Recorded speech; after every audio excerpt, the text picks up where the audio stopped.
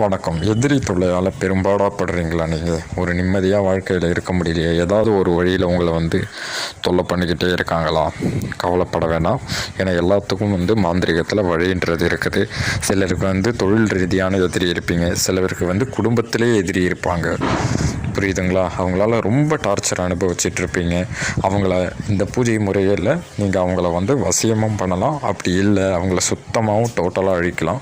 அதுக்கு என்ன தேவைன்னு பார்த்தீங்கன்னா, அவங்க ஃபோட்டோ அப்படி இல்லைன்னா அவங்க பேர் இருந்தால் போதும்.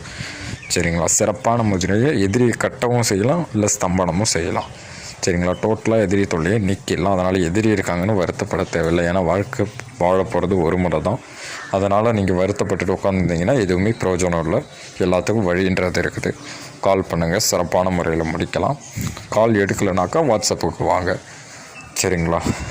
ஒரு நாளைக்கு எக்கச்சக்க பேர் கேட்குறதுனால எல்லாருக்கும் நேரில் பார்க்க முடியல. நம்ம கொரியர் மூலயமா பண்ணிகிட்ருக்கோம். அவங்க ஃபோட்டோ நீங்கள் வாட்ஸ்அப்பில் அனுப்புகிற மாதிரி இருக்கும்.